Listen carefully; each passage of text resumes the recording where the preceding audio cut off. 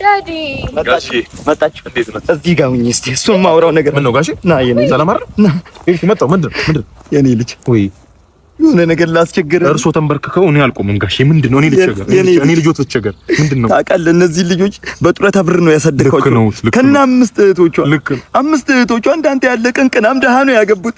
በሱ ያልፍልኛል ብዬ ስጠብቅ እሷ ደግሞ አንተን ይዛብኝ መጣች። በጣም ይቅርታ ሌላ ዳ ተጨመሩበት። የኔ ልጅ አሁን ለሷ ከደና ቤተሰብ የተገኘ ልጅ አግኝቼላታል። ለጥሎሽና ለሰርግ ብቻ 5.5 ሚሊዮን ብር ነው ያዘጋጀና ተዋት ያው ጋሺ እርሶ እንዲመቹት እርሶ ተዋኖትን እንዲያራግፉ ቅንቅኖት እንዲለቁት ብዬ ለእርሶ ምቾት ብዬ ፍቅሬን አልተው። ፍቅር እኮ ብቻውን ጋሻ ነው፣ ጠባቂ ነው። ፍቅር እኮ ብቻውን ጉልበት አለው።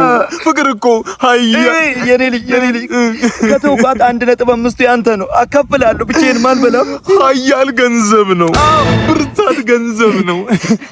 ተስማማ ትተዋታለህ? ትውት የኔ አባት አሁን ልሂድ እንዴ? ቀርተህ ንገራት መጀመሪያ ንገራት። ሜሮን ገዛኸኝ እንዳምጤ እባክሽ።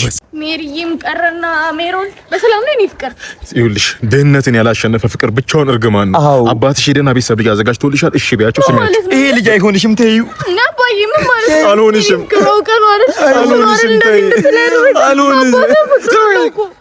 ምን ነው የምትይው? አባትሽን አሰሚያቸውም ነው ምንድን ነው የሚባለው? ወዳጅ ቤተሰብ ዘመድ ቢሰማ ባለጌ ያሳደጋት የባለጌ ልጅ ነው የምትባለው። ሰሚያቸው ነው። በቃሽ አልፈልግሽም አልፈልግሽም የኔ ልጅ